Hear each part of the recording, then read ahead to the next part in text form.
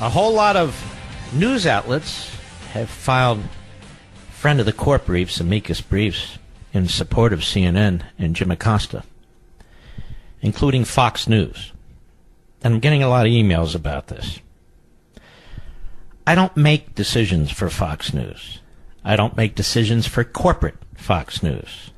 I am not Fox News' lawyer, and they don't consult with me. I have a radio show. I have LEVIN TV. I am an author, and I have a 1-hour program on Sunday on Fox.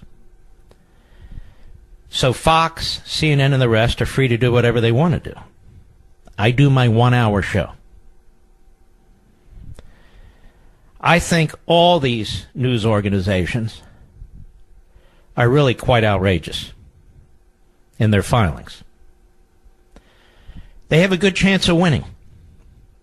Not because they're right on the law, not because they're right on the Constitution, but it takes a strong federal district court judge and then a strong circuit court panel and then strong Supreme Court justices to stand up against the mob.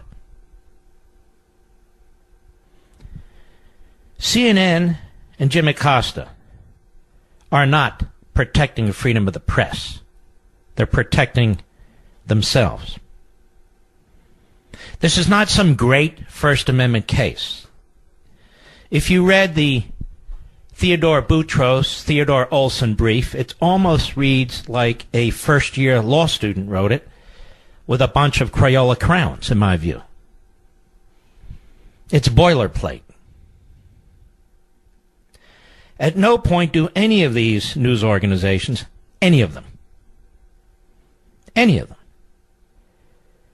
insist on any level of professionalism from any of the reporters in those presidential press conferences.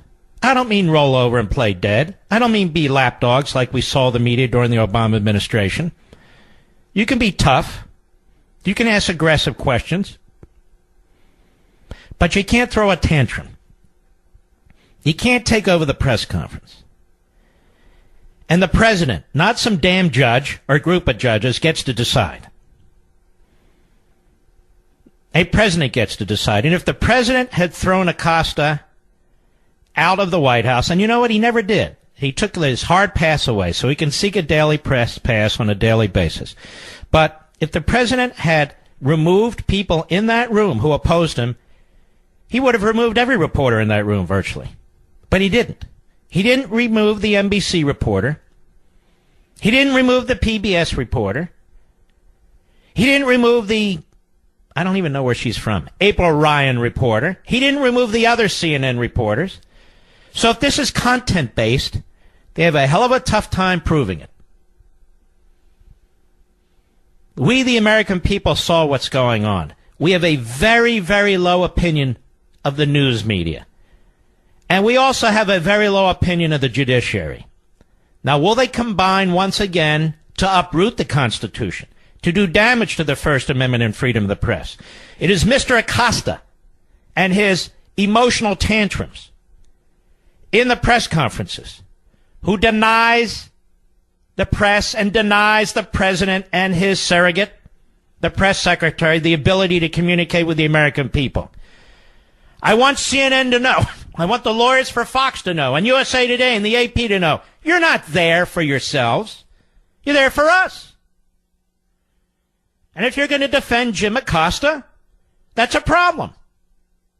A big problem. Because we can't get the news. We can't hear what the president has to say. And there's a lot of reporters that may have good questions.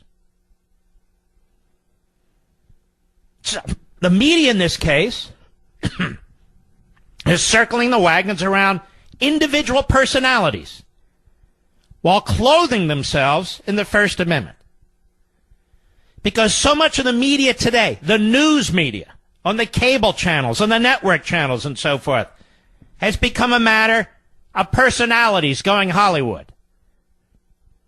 But that's not what the news is supposed to be.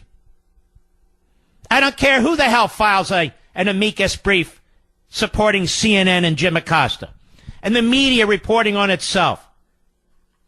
pseudo event created by Acosta, pseudo event created by the lawsuit, pseudo event created by these other news organizations filing their amicus briefs. And we're supposed to be impressed. Impressed with what? I'm not impressed in the least. The disgrace.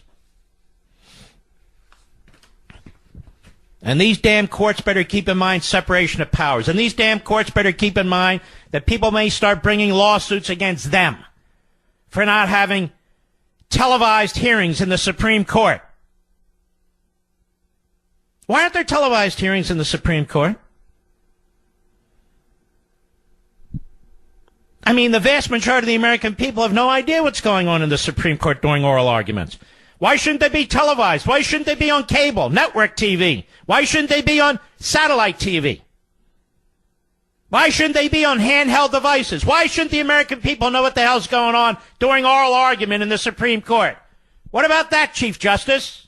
Freedom of the press. Well, the decorum. Exactly. The decorum. Well, we're not elected. More the reason to have television in the Supreme Court. Now, I don't believe that. I'm just following the logical argument. How come no legal organization, how come no legal office for any of these media organizations hasn't filed suit?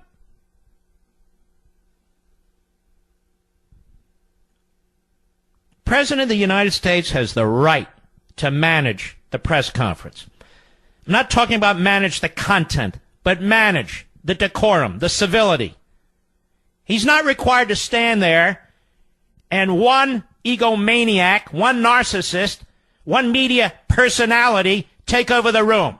And if all the other news organizations, AP, USA Today, Fox, whatever they are, think that's appropriate, then I have news for them. They don't represent the American people because it's inappropriate.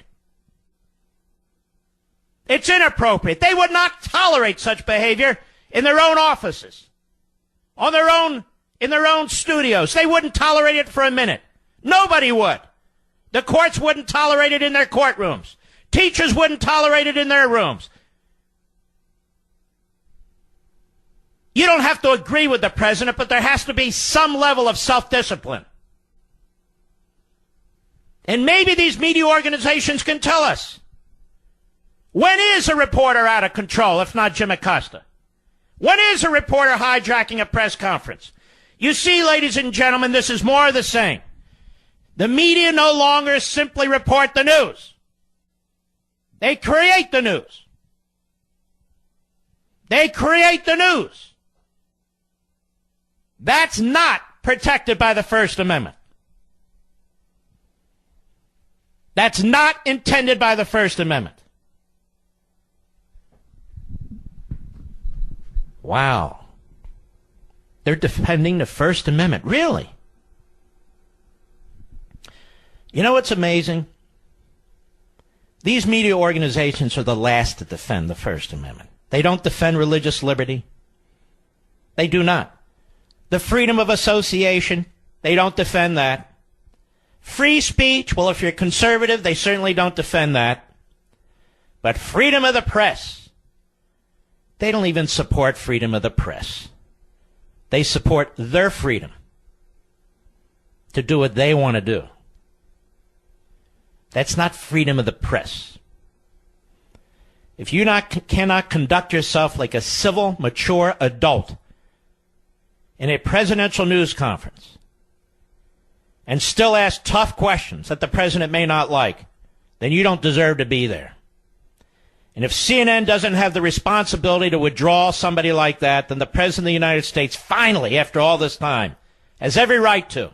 And all these other media organizations that have thrown in, all these other news organizations that have thrown in, they sully themselves. I'll be right back.